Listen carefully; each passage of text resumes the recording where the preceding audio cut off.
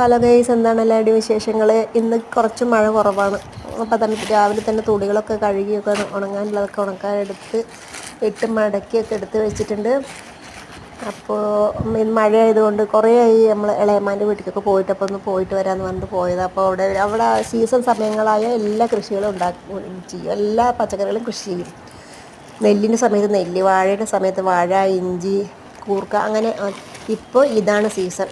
അവിടെ ഒരു കുറച്ച് മുളക്, ക്യാപ്സിക്കം അല്ല, അത് ഒരു ഉണ്ട മുളകാണ്. അപ്പോൾ അതിന് കുറച്ച് മുളക്, നാടൻ പയർ, അതുപോലെ നാടൻ വെണ്ടയ്ക്ക, വഴുതിരിങ്ങ, ചൊരയ്ക്ക, അങ്ങനെയുള്ള എല്ലാ ഐറ്റംസും എടുത്തിട്ട് വന്നു ഞാൻ. പിന്നെ ചൊരയ്ക്കൊക്കെ നല്ല മൂപ്പായിട്ടില്ല, രണ്ടെണ്ണമൊക്കെ ഉണ്ടായിരുന്നു. അപ്പോൾ ഞാൻ അതേ വീട്ടിൽ കൂടെ പോയിട്ട് എൻ്റെ വീട്ടിലും കൂടെ കൊടുത്തിട്ടാണ് വന്നത്. നമുക്ക് അത്രയും വേണ്ടാലോ, ഇതന്നെ ധാരാളം. പിന്നെ ഞാൻ മീഷോന്ന് ഓർഡർ ചെയ്തതാണിത്, പാത്രങ്ങളൊക്കെ കഴുകി വയ്ക്കാനായിട്ട്.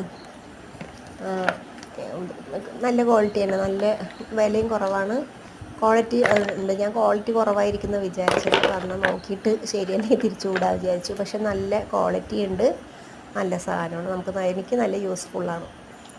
അങ്ങനെ വീട്ടിൽ കൂടെ പോയിട്ട് വരുമ്പോൾ തന്നെ ഞാൻ കുറച്ച് ചെടികളൊക്കെ, പൂച്ചെടികളൊക്കെ പറിച്ചു. അപ്പോൾ ഞാൻ ചീര, അതുപോലെ ബാൾസം ചെടീൻ്റെ 2 കളറുണ്ടായിരുന്നു, അത് പറിച്ചു. അതൊക്കെ എടുത്തിട്ട് ഇങ്ങോട്ട് വന്നു. പിന്നെ ഇതൊക്കെ എനിക്ക് കുറേ നാളത്തെ ഒരു ആഗ്രഹമാണ് കേട്ടോ. വാങ്ങാൻ പറ്റാത്തതല്ല, നമ്മൾ വാങ്ങാൻ മടിച്ചിട്ട് ഇങ്ങനെ കൂട്ടാക്കില്ല. പിന്നെന്താ സ്പൂണൊക്കെ ഇട്ട് വയ്ക്കാനായിട്ടൊരു ഇതുണ്ട് കേട്ടോ.